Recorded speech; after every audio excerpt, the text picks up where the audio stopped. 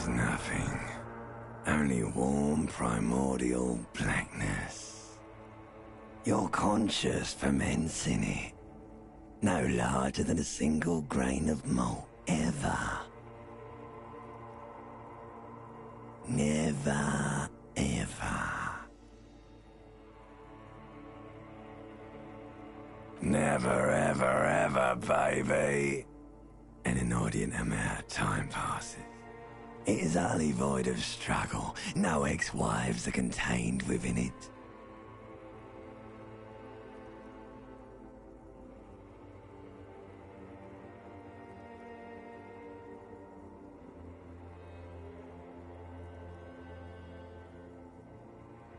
Yes, it is.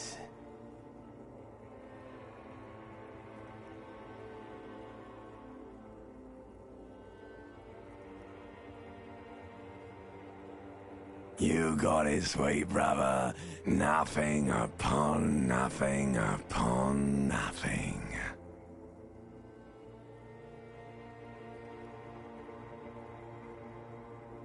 Coming right up, sir.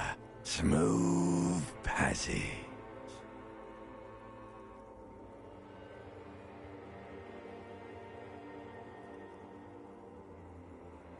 All right. Nothing down to fuck all, borough.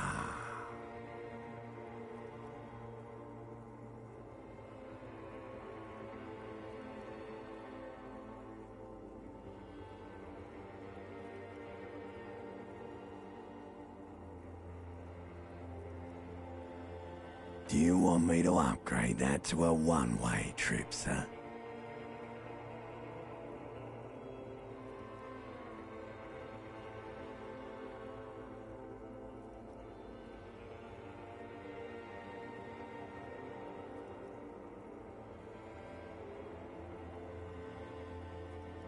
Do you really?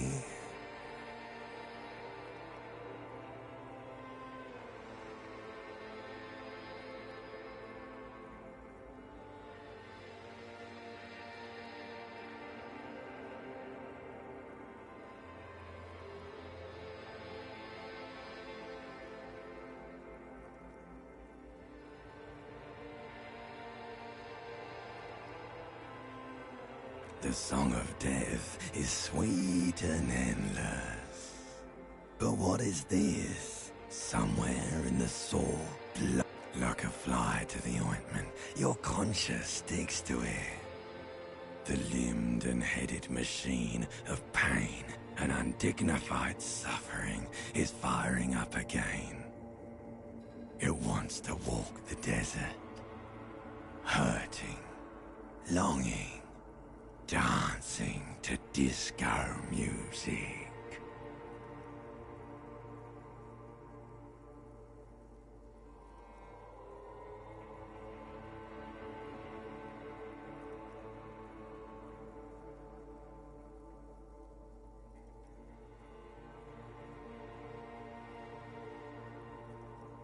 The stench of liquor rises from your mouth, and with it, an ungodly headache.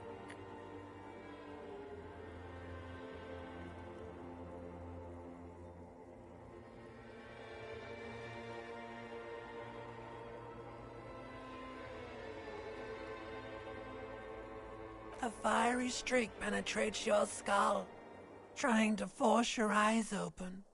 It's a sound, a clarion call from hell. Somehow, you know what it is. A Caprice Canema motor carriage.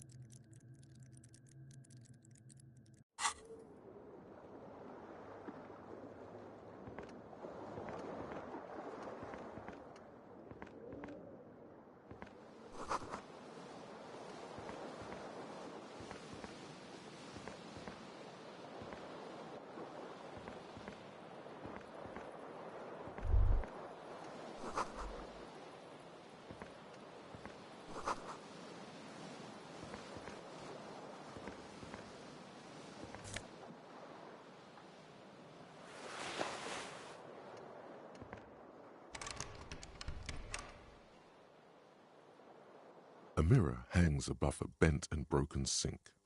In a fierce discharge of masculine energy, someone has ripped half the faucet off.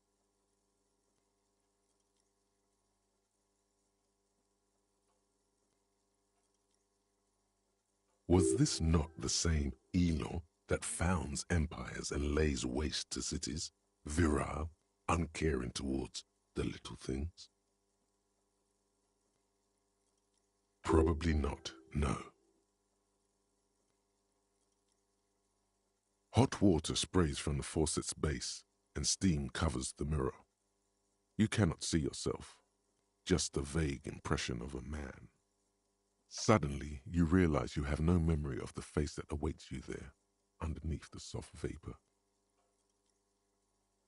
Really, all recollection of the person you are, the people in your life, and even the world you're in has drowned in a sea of blood alcohol. This was no mere night of drinking.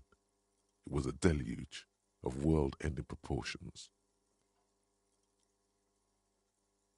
Really, all recollection of the person you are, as you slowly reach your hand towards the surface of the mirror.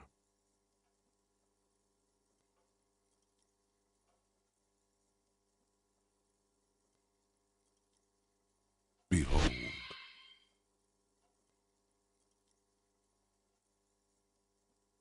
You have no idea who this thing is, do you?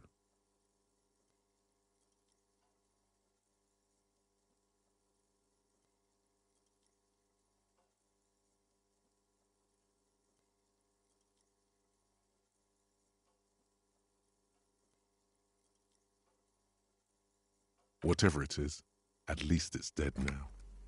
There's clearly rigor mortis on your face. Or wait, is that an expression? Are you trying to make an expression with that face?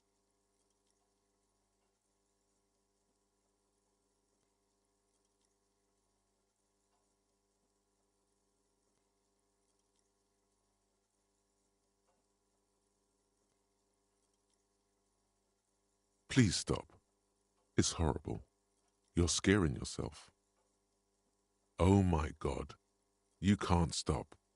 It's like it's not even voluntary anymore. You have worn that grin into your face and now it won't come off. What does it even mean?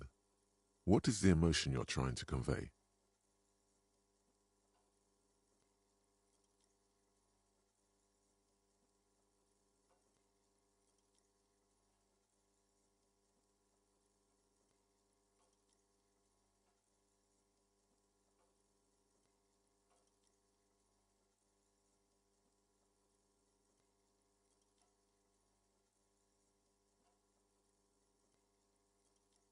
You should check yourself for a pulse, because from here it looks like a cadaverous spasm. You find no sign of life on your swollen neck. However, putting your hand on your chest reveals an irregular heartbeat. You appear to be alive, for now.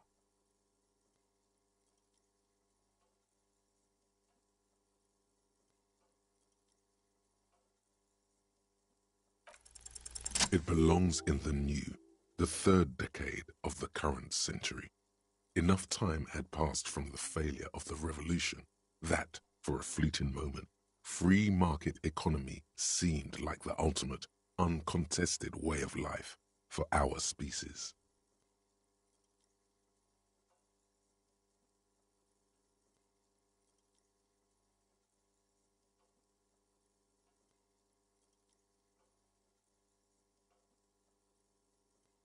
Things were good. It was smooth sailing. People made gold and champagne-tinted interiors and facades for Revachol, your city. That meant only one thing. Guillaume le Million. If it doesn't rhyme, you're not pronouncing it right. Out of the dazzling swirl of disco music, in an open-air boîte de nuit, somewhere in Revachol West, Guillaume's blonde mane appeared on the screen. He sang some bullshit. Then he made the expression.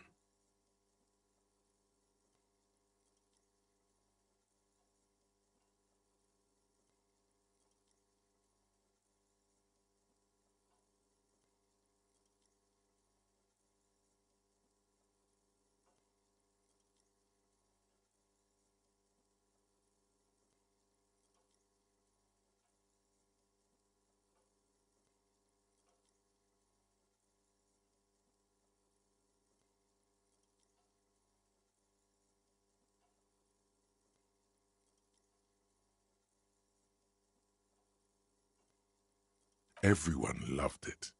Maybe you thought some of the stardust would rub off on you. Maybe it did. Either way, it's all gone now.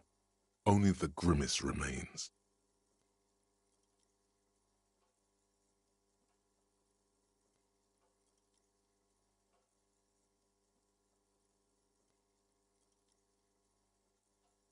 The click is used to spur on a horse. It also features heavily in Guillaume Le Million's regional mega hit, Don't Worry. Some 20-odd years.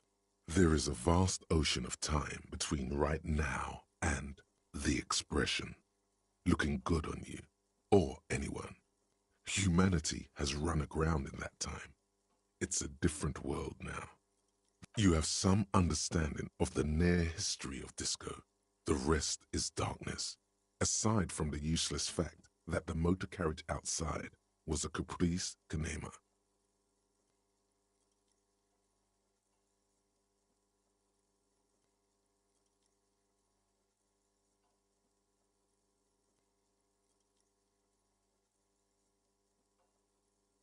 It doesn't have to be. You can swoon over Guillaume and his champagne cork smile whenever you want to.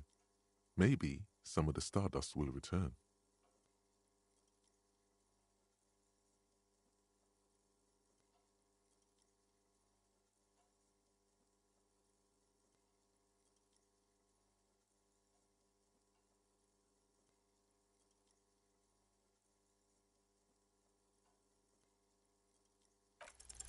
It's too late. Like an image on film. The expression belongs to your primary motor cortex. It would take a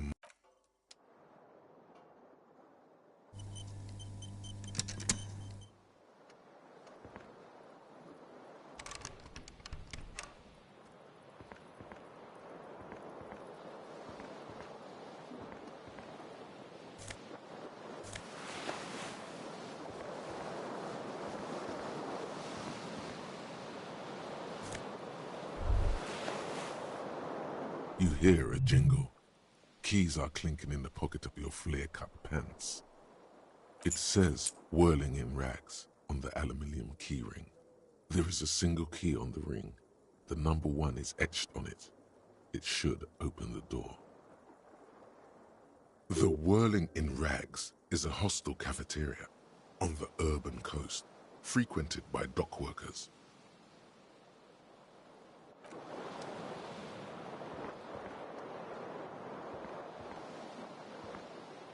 The window stands broken in its frame. Cold wind blows in. The morning light hurts your eyes. It's hazy, but you see the ocean and some war-torn buildings.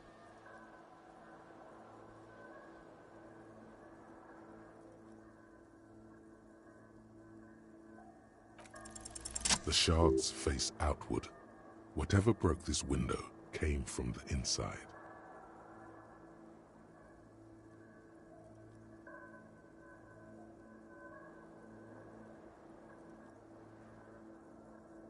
A fine web of scarring covers the back of your right hand, but none of it is recent. More likely a projectile than a held object. There are no fragments on the floor from pulling a tool back in after impact.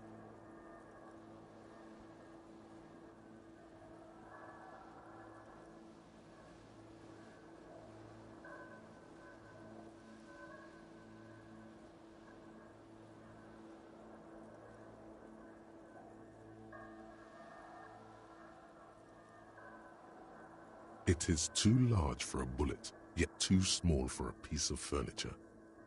You're looking for something heavy and larger than you, like the green shoe that's on the hat rack in the corner, which, coincidentally, is missing its friend.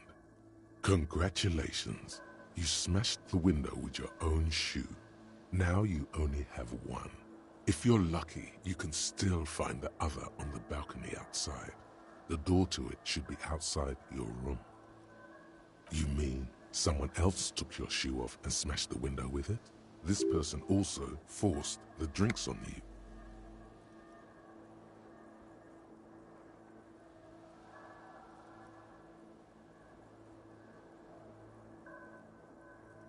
cool wind gushes in. Your toes curl up from the cold.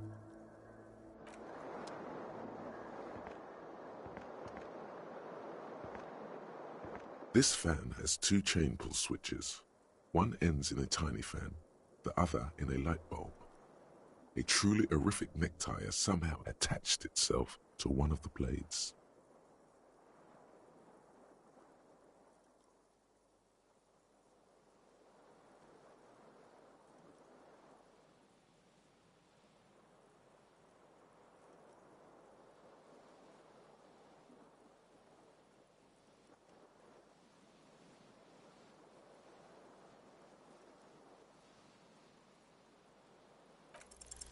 You swoop up and catch the tie.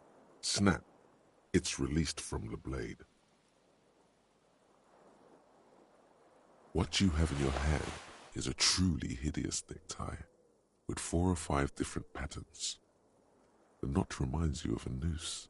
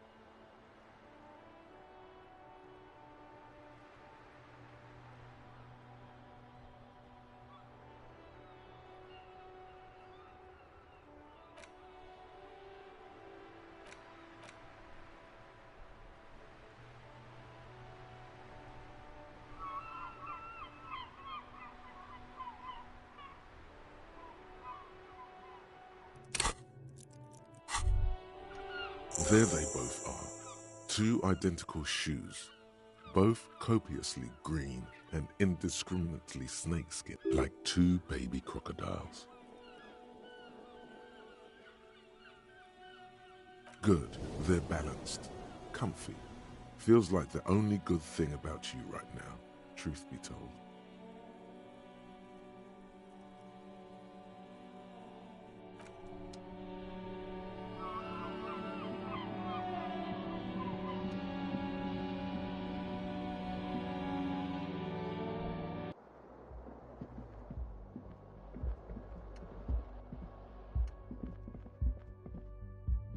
Hello, officer. The young woman raises a cigarette to her lips. Her eyes are brown and her face is speckled with birthmarks. She can't be more than 28. A silver jumpsuit falls off her like scale armor, sparkling. This is the sparkle of too many nights out on the city.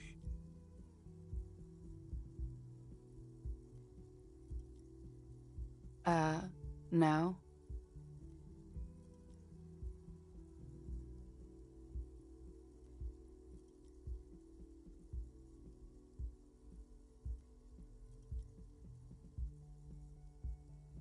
Because you're a police officer, sir.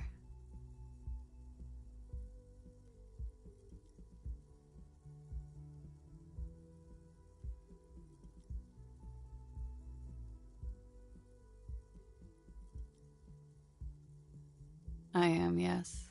Unless you've been feeding us a set of very well-rehearsed lies all this time. You've been here for 3 days, on official police business, no less. Couldn't say. In truth, so far, mostly drinking.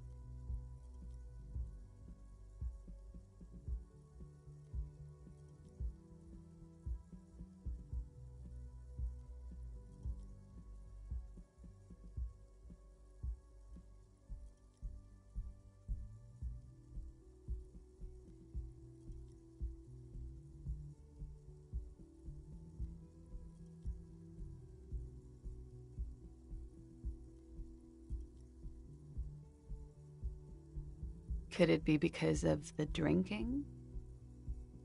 She hasn't had time to put her makeup on. This is her morning cigarette. She looks tired, her beauty waning faster than it ought to at her age.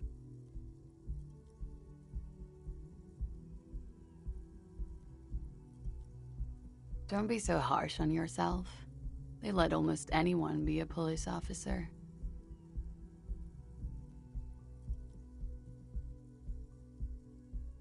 Of course. Be careful, officer. They don't like the police around here.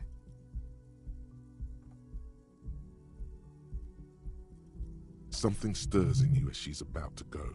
Call it an instinct, a need. The need to ask questions. She looks back at you, a light glinting off her eyes.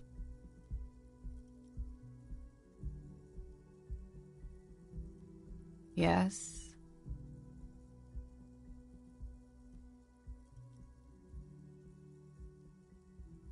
The dock workers are pretty cocky.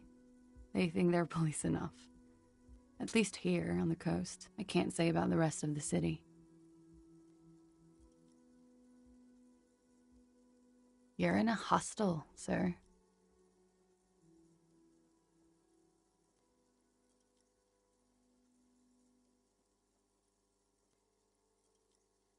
We are in Revachol.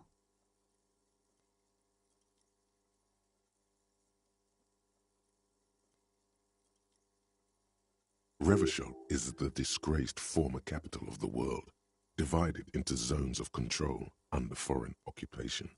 Half a century after a failed world revolution, she is central to our moment in time.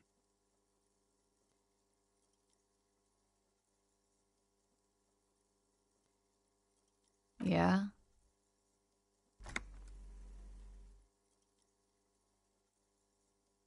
It's 51. The current century? Centuries don't have numbers, they have names. And this is the current one. Civilization has existed for 8,000 years, sir.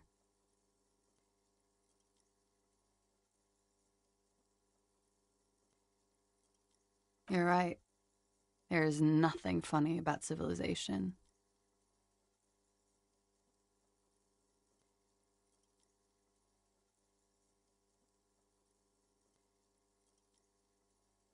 There was the usual ruckus. Loud disco music. I couldn't say. It's impossible to hear people speaking from over here.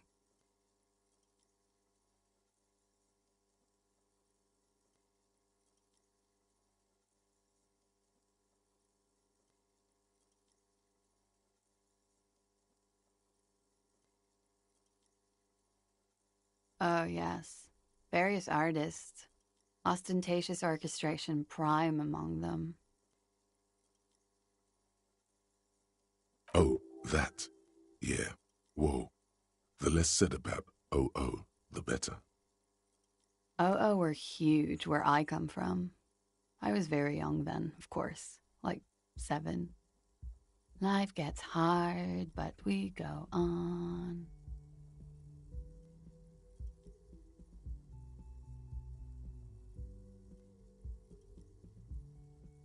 I don't know about that. At around 2 o'clock, the disco stopped, and there was a change of pace. A slow, sad song started playing, like organ music on repeat. That went on for quite a while. Some of the time that it doesn't matter anymore and that we're alone now, it was difficult to tell. The song itself was very quiet and soft, but you sounded like a winded boar, sir. It was hard to understand what you were singing on top of it.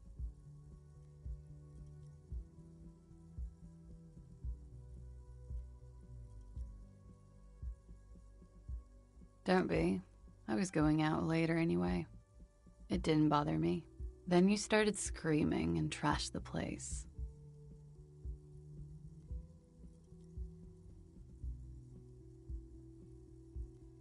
No, it didn't sound like there was a fight. It sounded like someone was trashing their room. A window was smashed. A tape player, probably. The song stopped. And furniture, too. A real destructathon. There was screaming. Then I think you passed out.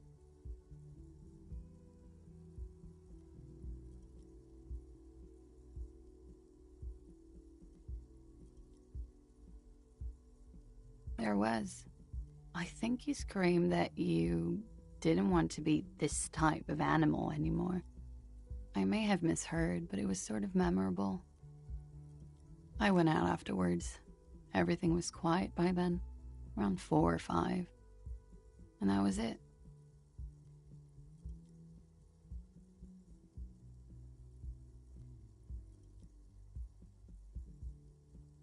Glad to have been of assistance.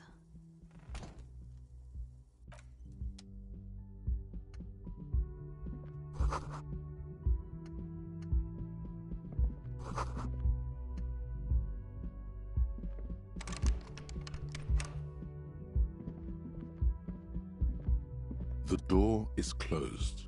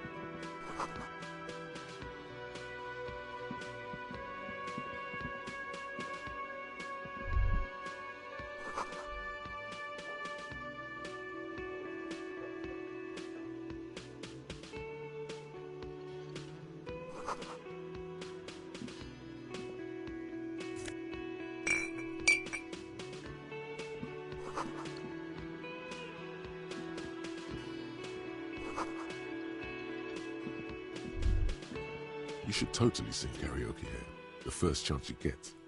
Your emotions need to be expressed. People need to know your vast, oceanic soul.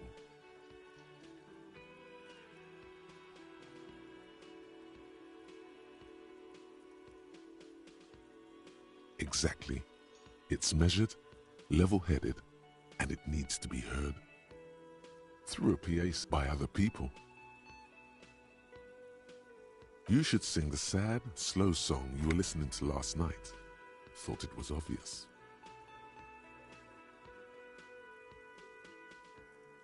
No, don't sing the happy song.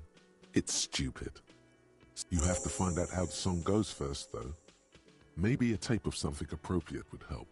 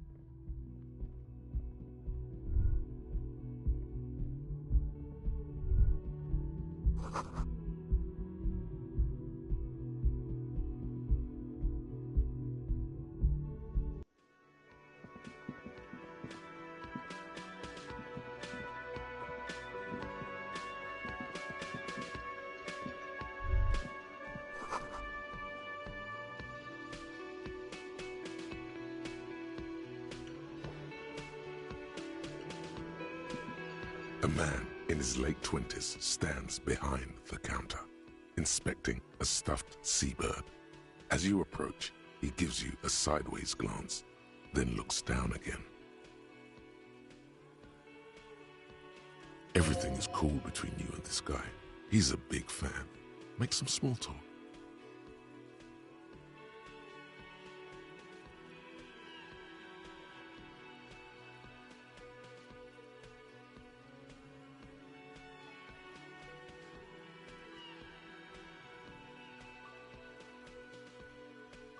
A competent work of taxidermy.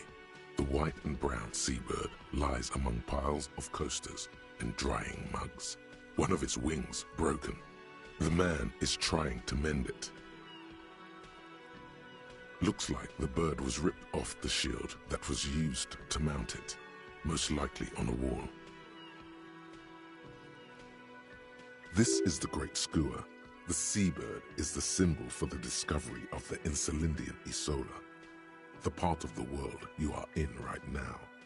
The small steel tag says as much. The Great Skua. Stegosaurus Skua. Look, your buddy is over there. Why don't you go and talk to him, okay?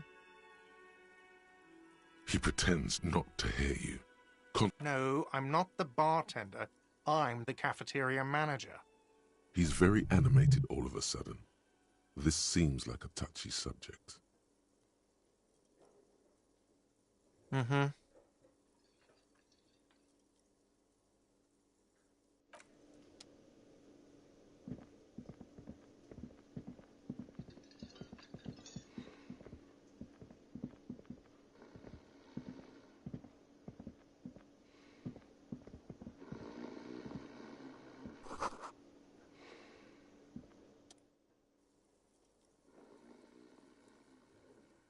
A colorful piece of plastic is dangling from his carabiner. Makes your fingers itch. On the counter, rolled out of his open hand, you see a blister pack of headache medicine. It's a dock worker's ID, doubling as a shift card and a job permit. A young, able-bodied man stares back at you from the photo. Santiago S. John.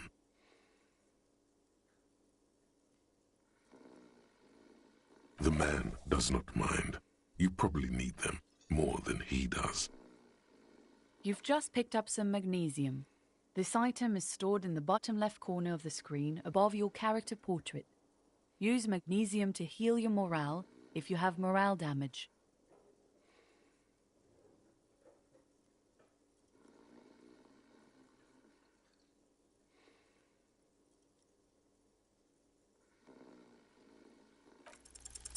You fumble with the spring-loaded gate of the carabiner, but to no avail, like fucking sleigh bells.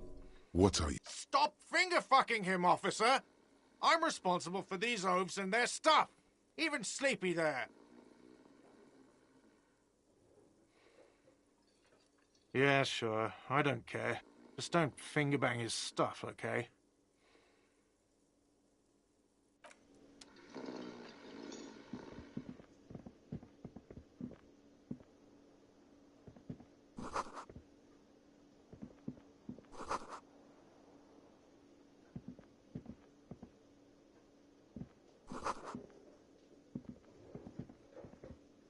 Hello, sweetie.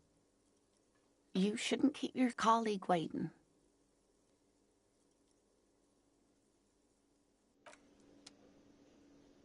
Hello, sweetie. You shouldn't keep your colleague waiting.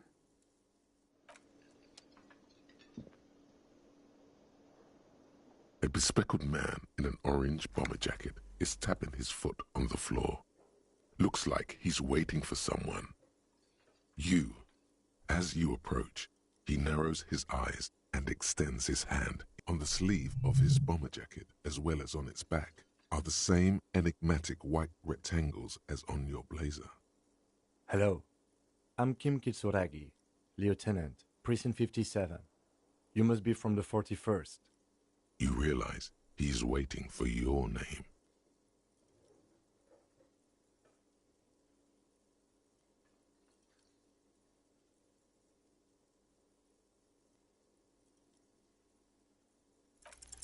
Concentration makes you squint your eyes. Your name should be deep gold and orange, like a forest fire looming on the horizon, but mixed with the stench of liquor rising from your breath. You're 2 steps closer to it, but there are still many to go.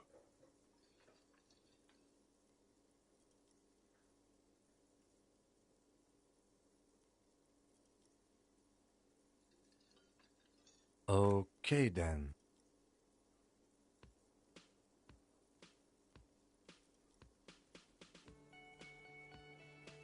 It looks like we had a little scheduling error on Sunday. Saturday too, actually. Have you had time to talk to the manager? What he means is, he has been trying to meet up with you for 2 days, but you have been otherwise occupied.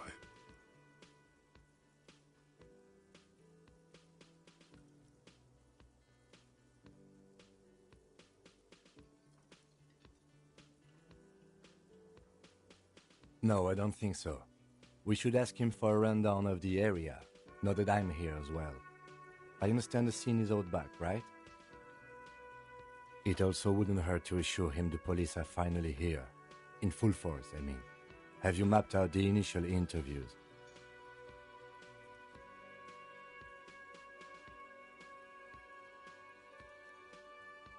Okay, we'll have time for that after we take a look at the coroner's case. Have you removed the dead body from the tree?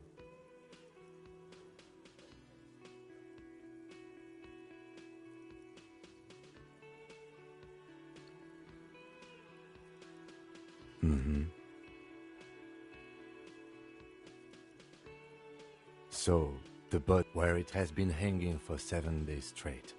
We should go there as soon as we are done talking to the owner.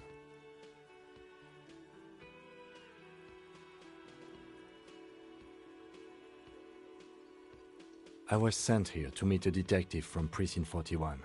You have the insignia of the Citizens Militia on your sleeve, and I suppose you could be impersonating him. You could have gotten the insignia from the black market or forged it. But for now, I'm going to set those possibilities aside. Inspectorate General means internal affairs. What he's saying is, he's not from the rat squad and isn't supposed to suspect. Yes, but I'm not them. I'm from criminal investigation. Yes. They're not just white rectangles. They bear a halogen watermark with the letters RCM and a pattern resembling the street grid of Revachol West. I would ask you to step into the headlights of my motor carriage, but again, it's none of my concern. I just need you to do your job.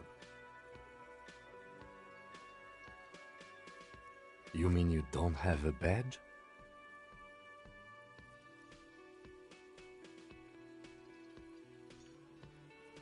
Losing your identification card is a serious matter. My vehicle has a shortwave. You can use it to report your badge missing. I would advise you to locate it as quickly as possible. But getting the body down should still take precedence. I can see you drank last night and the night before, and that you are still drunk now. But I have seen officers go through worse. Much worse.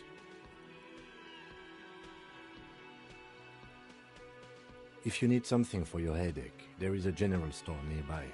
Talk to the manager. Then we go out back and take the body down.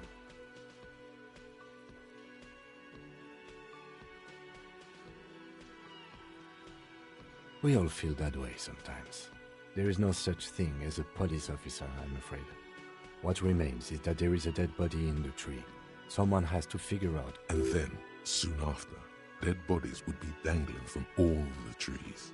But first, we have to take it down. After you, officer.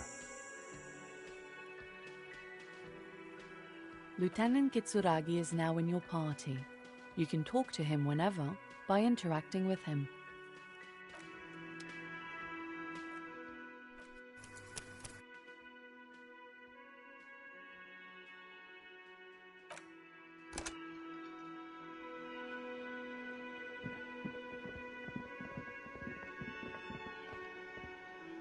Yes?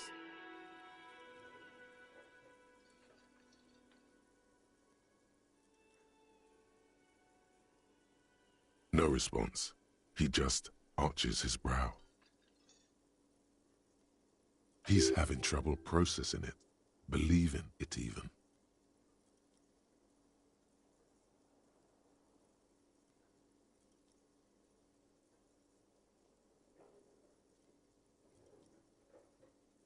A moment passes. The lieutenant glances at the sports watch on his wrist.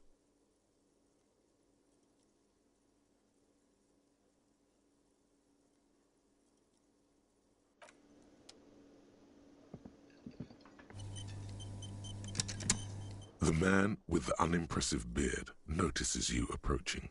Mr. Gart, right? You run this place. Yes. I am Kim Kitsuragi from Precinct 57.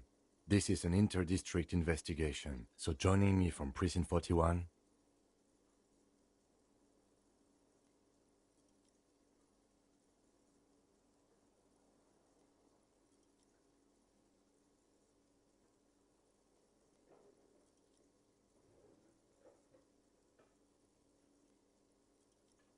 Fantastic.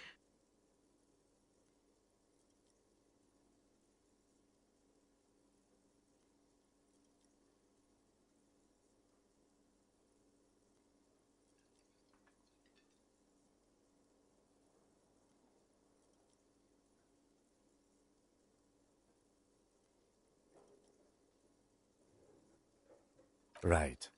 Now, I know it took us a while to arrive at the scene. It also took you a while to call us and report the dead body. It was you who placed the call, yes? No, I only just got here. It was probably Sylvie who called you. She usually works the bar here. I'm only temporarily taking over her duties. Do you have her number? As a matter of fact, I do.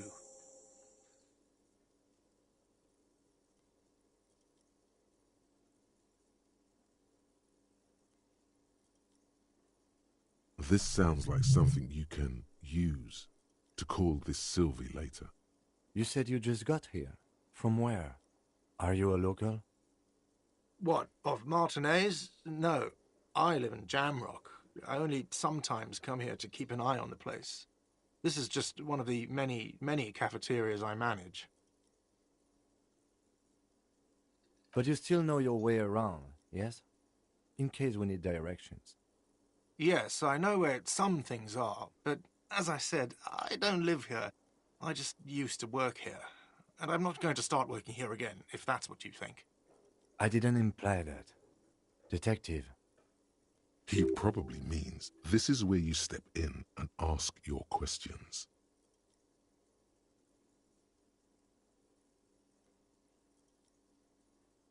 His face expresses profound doubt in your having this. Ask him about the body's location before asking if he killed him.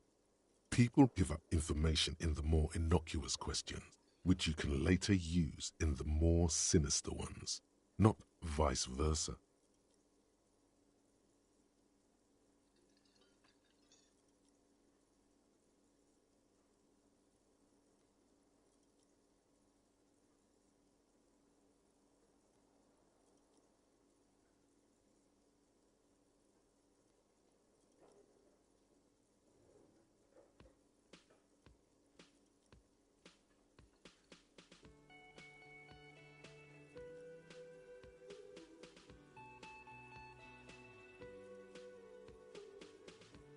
Behind this building, there's a courtyard.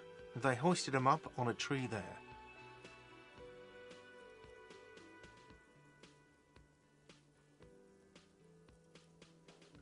That's easy. See that door there? First you exit through that. Then, to your right, you should see a big hole in the fence. A really big one. You can get to the courtyard through there.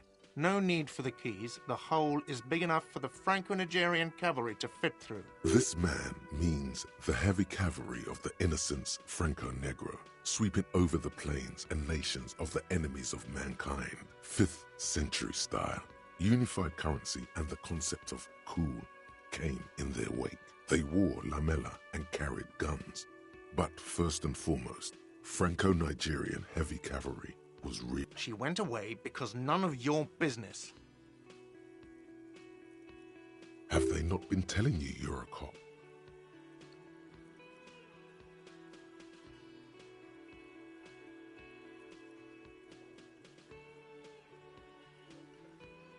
Okay, you got me.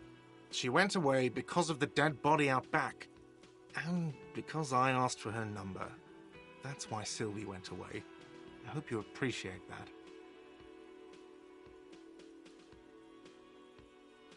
Thank you.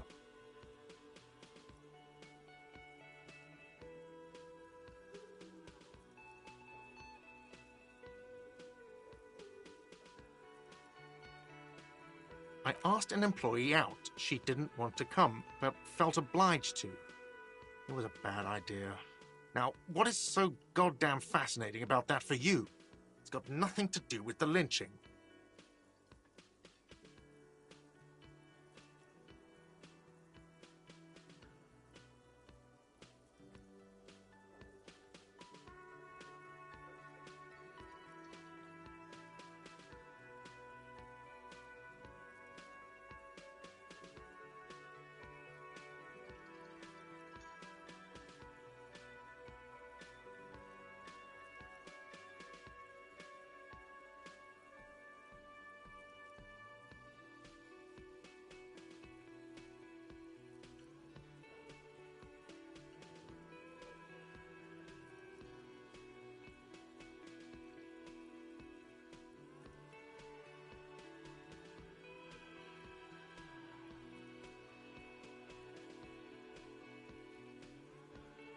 Good for you.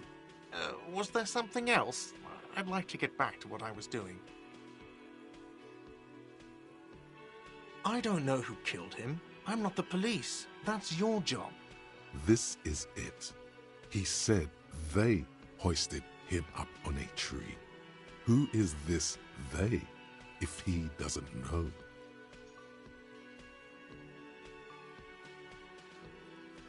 Oh, people are saying it was the union dock workers, that it was a lynching.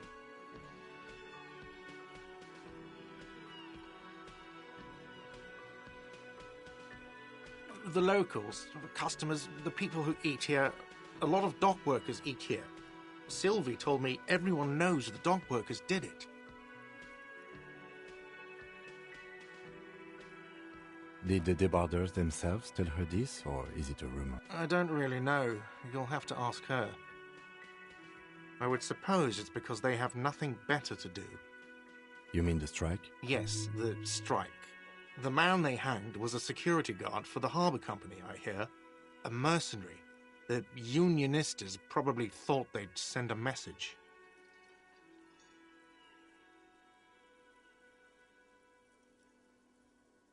The lieutenant turns the page in the little notebook he's been scribbling in.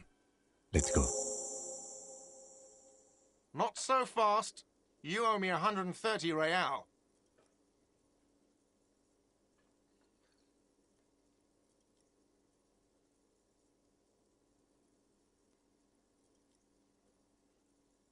Oh, excuse me. You owe me 130 real. The IIR, or Inter-Isolary Real, is the global reserve currency. Whatever part of the world you're in right now, it's safe to assume he means... Wow, you're a genius. Yes, that's right, money. You owe this establishment 130 real.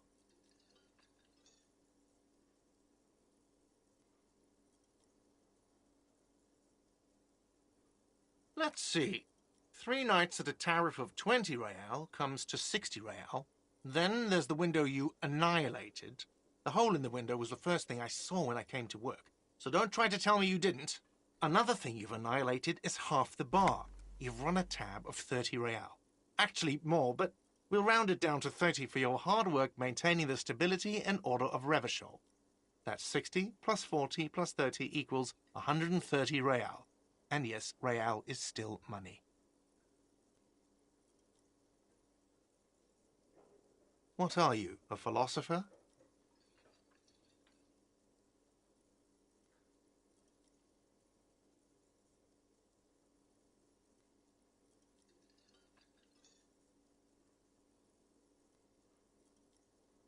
Money is what grown-up people use to pay for things. Things like this hostel room or 8 bottles of potent blend and 9 packs of Royal Extra. We use it for everything, really.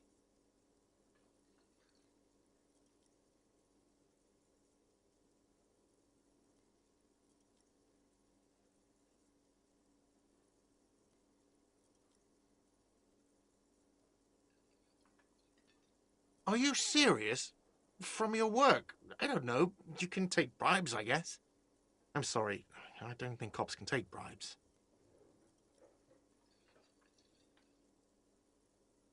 Some do take recompense, but only to survive.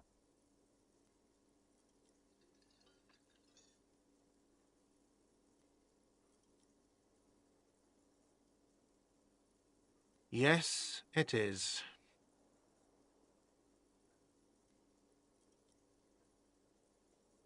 No, you see, that's 40 cents.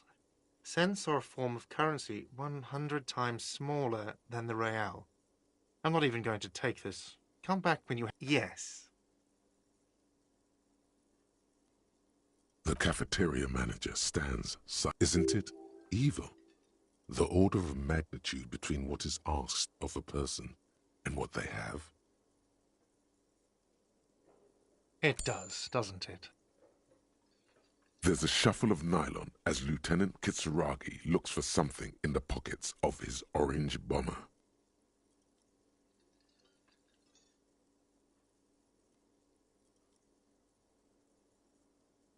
I'm sorry, but he has to pay. I can't let him stay here any longer if he doesn't. If he doesn't have the money by tonight, then... Officer, maybe you are better off working this from home for now. You live in Jamrock, right? It's not that far away.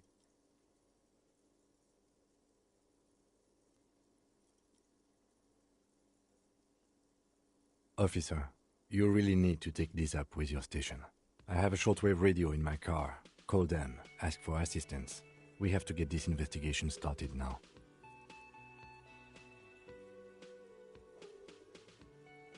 Good luck.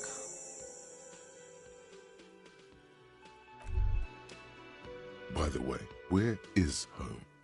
The address is coming up blank, and this place sure isn't. But you've been at this hostel cafeteria for only 3 nights. Where were you before? You had to be somewhere.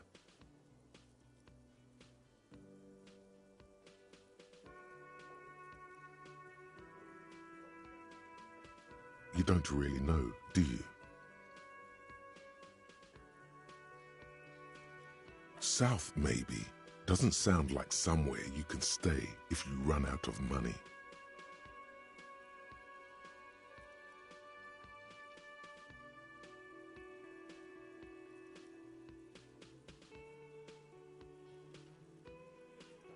You can try. Run some addresses in your head when you get the time. Maybe a street or an apartment will appear.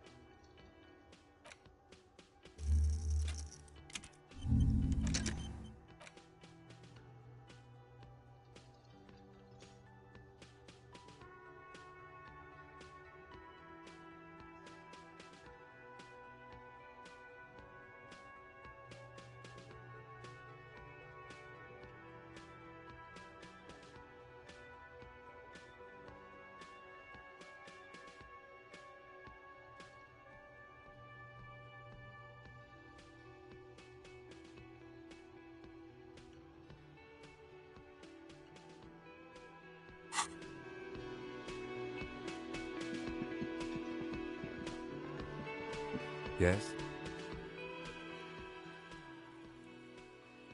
Me? I don't see how my life is pertinent to the investigation.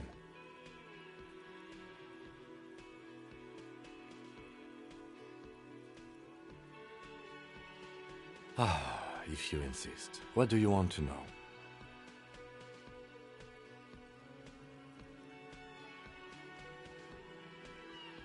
That's because I'm half Seolite, or quarter. My father's father was from Seoul. So was my grandmother, but from my mother's side. It's not an interesting topic. It's a part of the world, officer. A geopolitical entity and a geographic... Seoul is a protectionist, isolationist, pan-Isolari state west of the Insulindian Isola. Actually, it's quite interesting. Some would even say mysterious.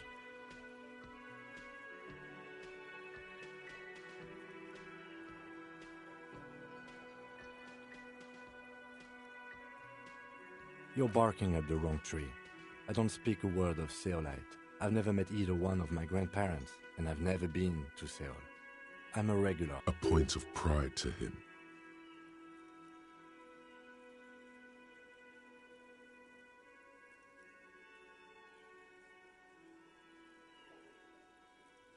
That's correct. You feel a slight urge to put the lieutenant down for this, but you can't quite muster enough testosterone.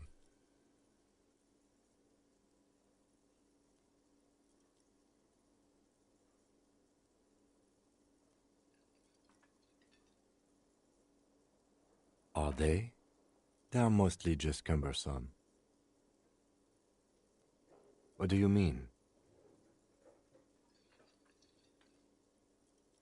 I have no idea what you're talking about. The lieutenant's conceptualization skills must be rather rudimentary.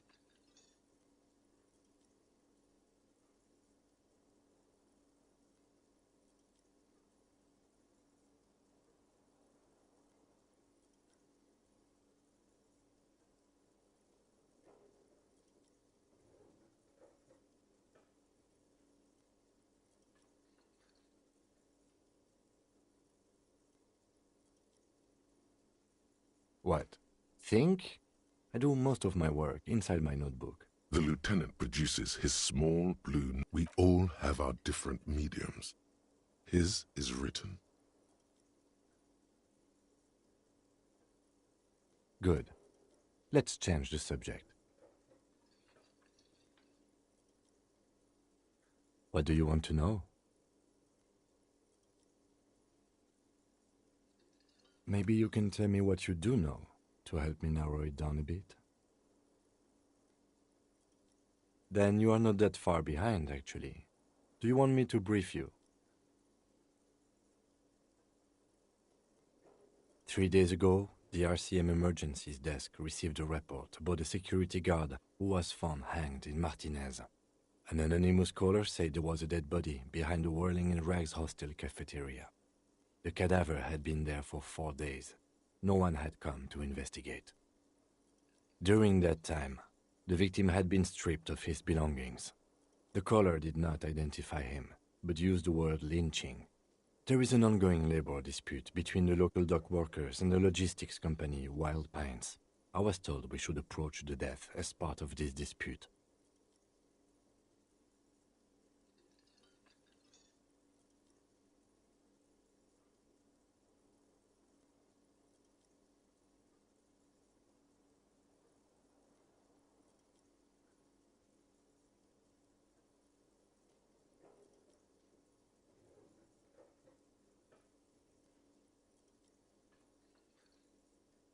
They didn't identify themselves in any way. The tone was muffled using a device of some sort.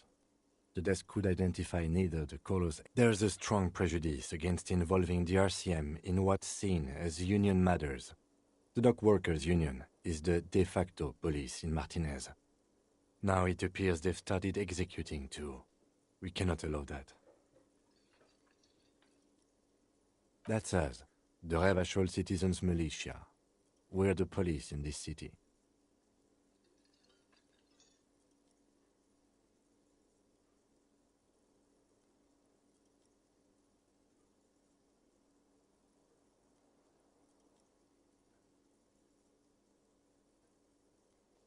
The RCM, or the Revachol Citizens Militia, is the police force you and him are part of.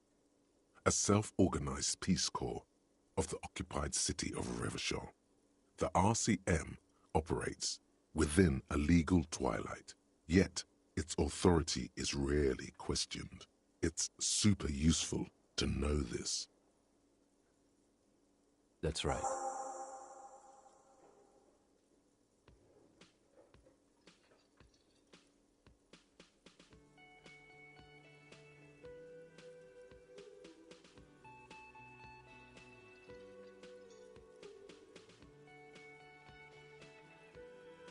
I'm afraid you and I are pawns in a pissing competition.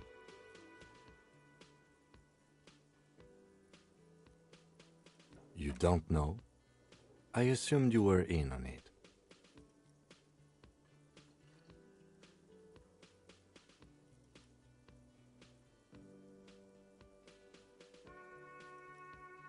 Better still than an imbecile cop-off.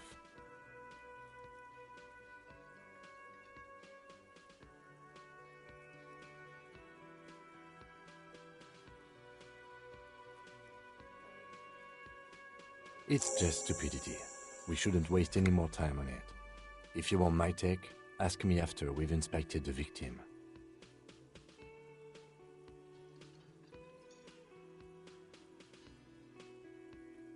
Was there anything else you wanted to know about the case?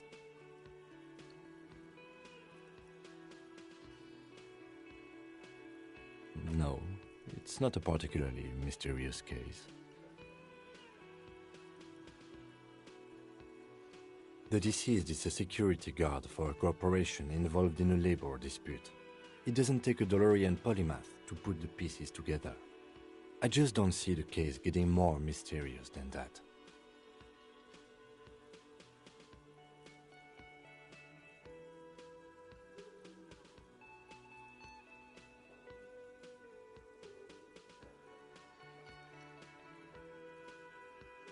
Then you are in luck, because we are in the midst of a major strike by the dock workers' union. Maybe more than that. The union clearly wants a piece, not just of the industrial harbor, but the Wild Pines Corporation itself. Is this a strike then? Or the first shots in a workers' coup? I expect the case itself to be less challenging than navigating these community matters. This district isn't used to the RCM's presence, and the union rarely overplays its hand, as it appears to have done in this case.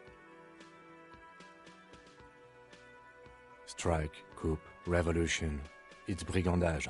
You feel something rising through you, a familiar feeling, an opinion taking form.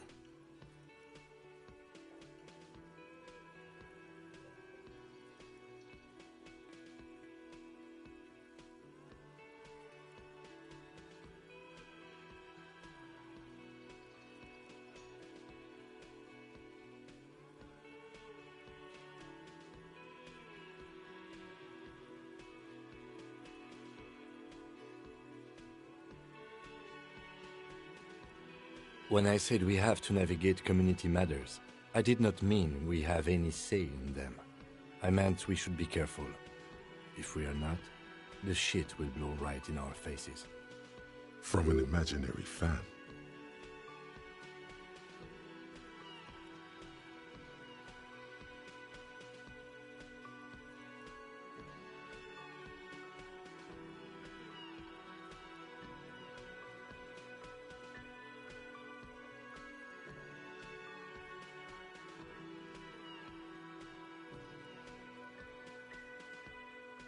Now, was there anything else you wanted to know about the case? Good.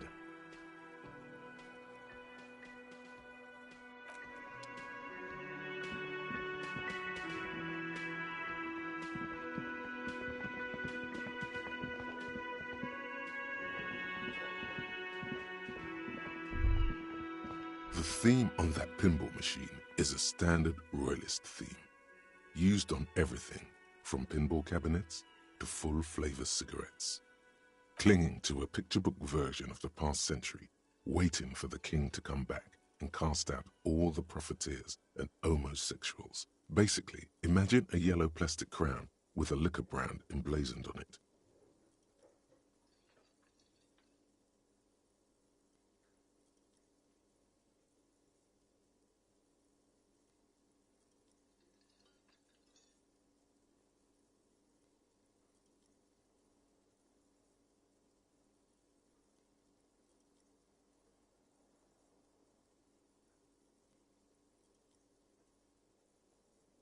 The sentiment is called anti-centennial nostalgia, pining for a time before the turn of the century. It's common even now.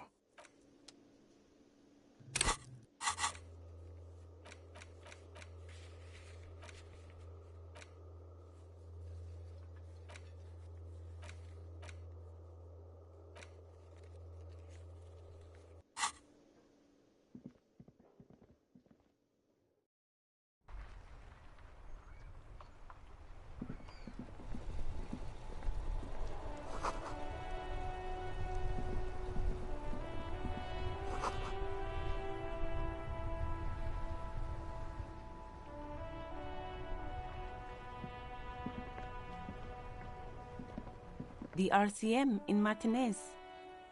What can I help you with?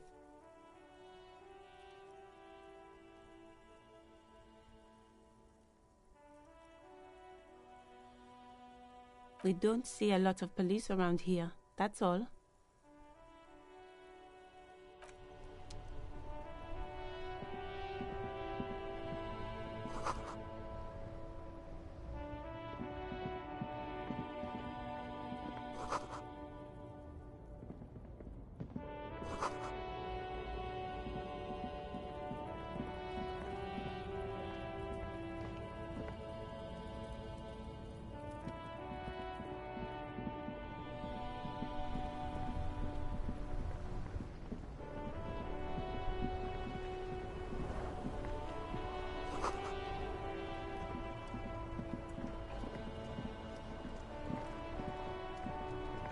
Before you stands a motor carriage.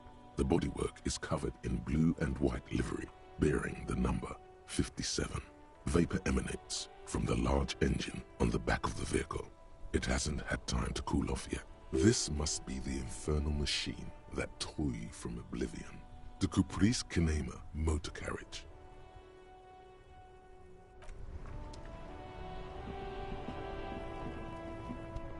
I am a gander and a hunter and a gatherer. Feel like a trap. A simple little cadence. He seems to be making it up as he goes.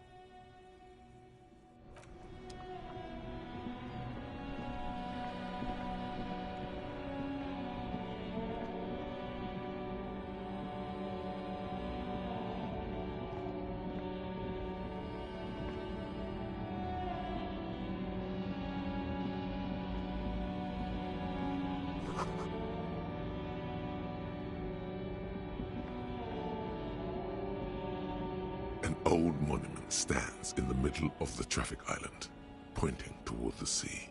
It looks as if it's being reassembled piece by piece. Secured and mounted, a silver plaque on the statue's pedestal reads, "I am Philip III, the Squanderer, the greatest of the Philippian kings of..." As you look up, you notice something about the statue. There are some odd indentations on the king's chest piece.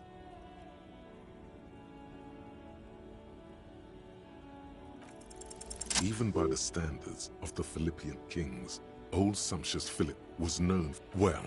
He blew through the whole national treasury. Starting the decline, his own maladministration foreshadowed the fall of the monarchy. During the anti-centennial revolution, an end to his family line and the monarchy. On the Insulindian East, stories have it that he had his bedroom converted into a treasure chamber, where he stored unfathomable wealth. Krugerrands, bars of gold. He called it the Sol Aurum. It was obscene. There were whispers he slept on a huge pile of gold-dipped feathers, like some obese dragon, instead of a bed, like a normal person. But wait, you haven't even heard about his fabled cocaine addiction. You see, old Philippe wasn't just good at squandering the national treasury on gold and ceremonial weaponry, he was also a prodigious snorter of nose candy.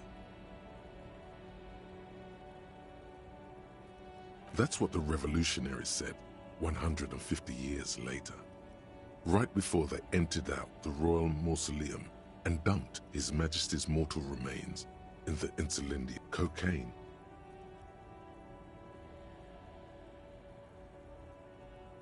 Beneath the cold waters of the Insulindian Bay, thrown there by the revolutionaries after they cleaned out. The original was blown apart by communards, then further damaged during the landing of the coalition's airships during the turn-of-the-century revolution, when Martinaise was leveled.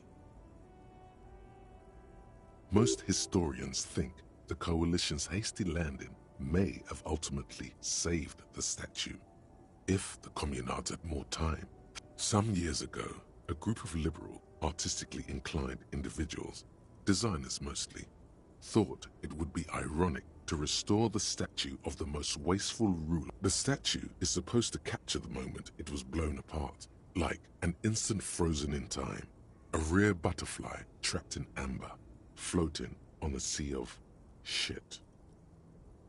People in Martinaise tend to disagree, as do many prominent art critics, and thought those critics might have it wrong though. There's more to it than just ironism, but you can't say what precisely. Philip III, the Squanderer, however, with his bronze face up, not that he ever did in life either. Something with great kinetic energy seems to have impacted the... Someone shot him in the heart. Interesting. Okay, I can't see it, but I take your word for it.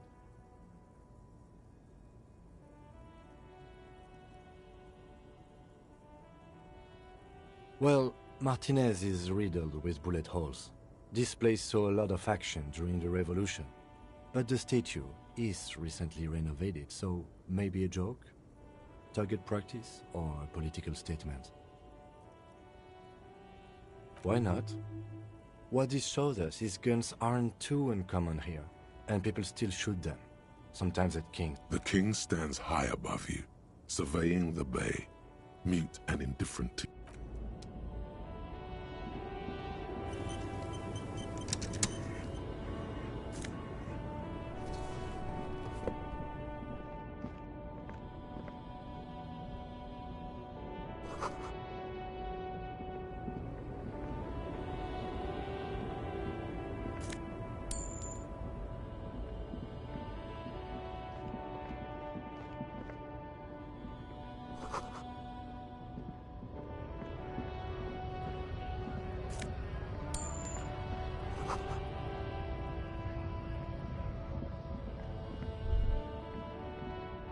A Stars Riker, one of the finest Zhimsk-made motor carriages ever.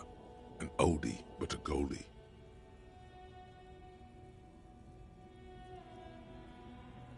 Not many people outside of Grad, and Revachol West too, it appears.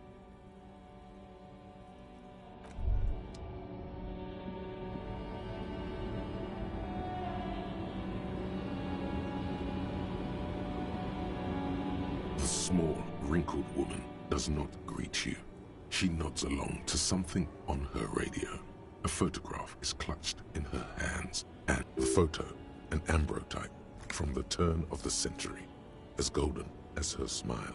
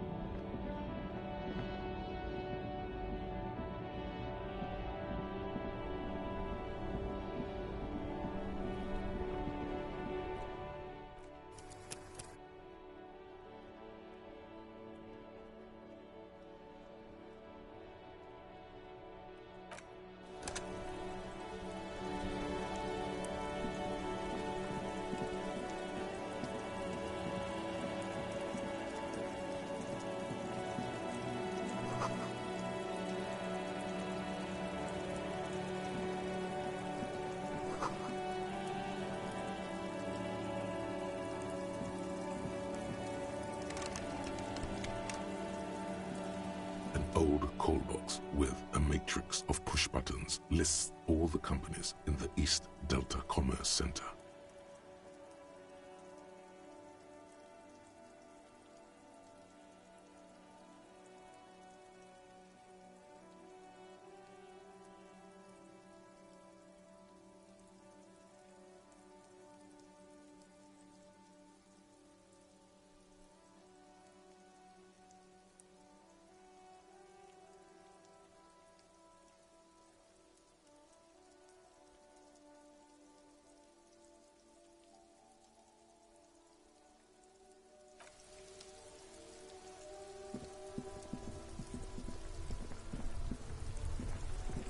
This Post Lavantorie mail collection box has been heavily vandalized with graffiti. A faint sticker on the side reads, RCM Emergencies Desk number 8102, with a slogan, Mankind, be vigilant.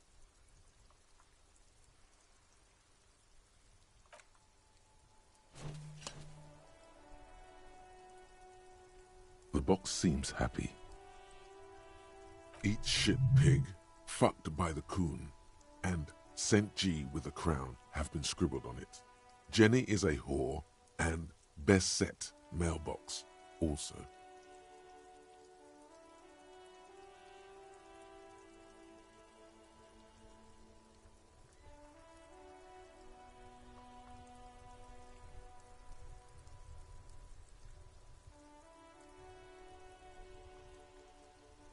The mail collection box seems cathartic, thankful even. So do you. You shudder. Then you swallow.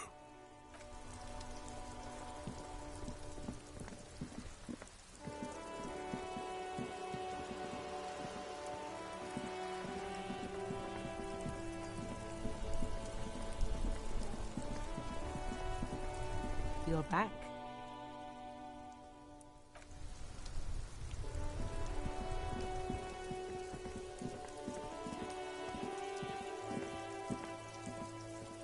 You see a set of tire tracks in the brown slush that covers the plaza mosaic.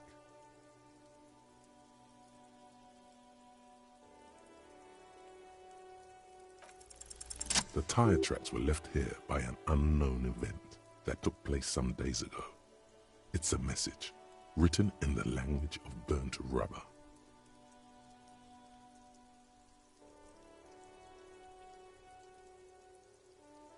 Some of that rubber stuck to the tiles right in front of the whirling-in rags. This and then accelerated straight into the fence, left a hole big enough for the Franco-Nigerian cavalry. The driver proceeded to back out of the yard, barely stopping before hitting the adjacent building, before heading south. Must have been in a hurry.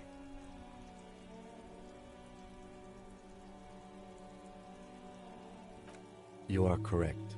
This is a rather motor carriage-friendly city. I'm not sure. There are plenty of traffic accidents waiting to happen in Martinez, with a jam right here on the roundabout. You could follow the track south. There seems to be a canal there.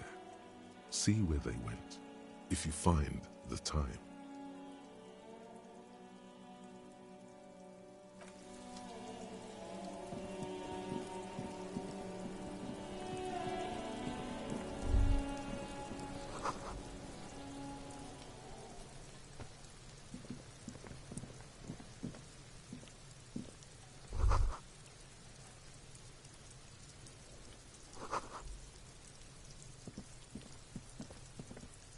This trash container is locked. The sliding lid has a padlock that says, "Whirling in rags."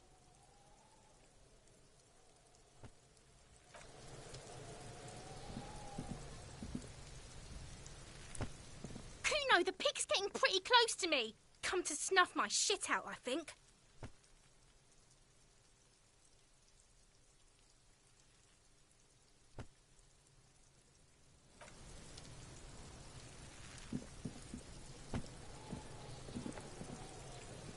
Kuno's got this.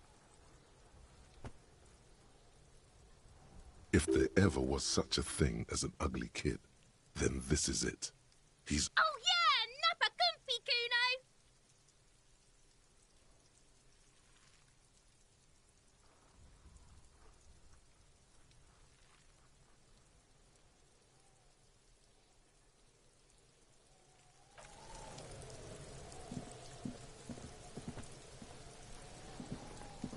There are several footprints in the mud, left by work boots.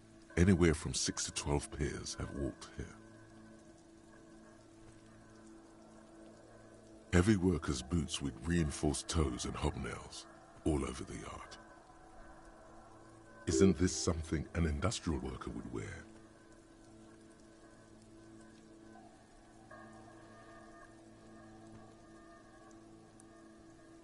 Noted.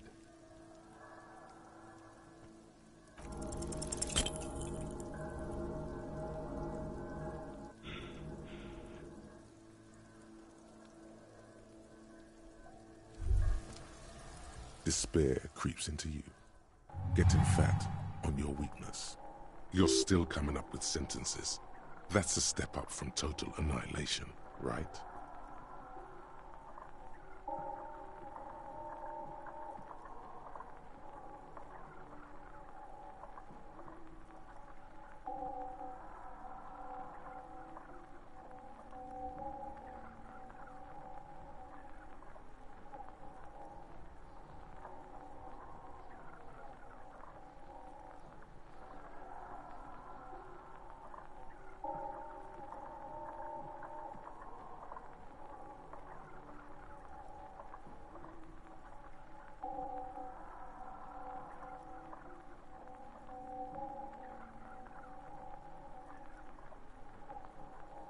Yes, it can be difficult to be on the receiving end of so much distrust and outright hate. Nothing you can say would make you feel any better. Cop gives up the detective genre for social realism. Another police officer resigned from the RCM following a nervous breakdown. He now lives under a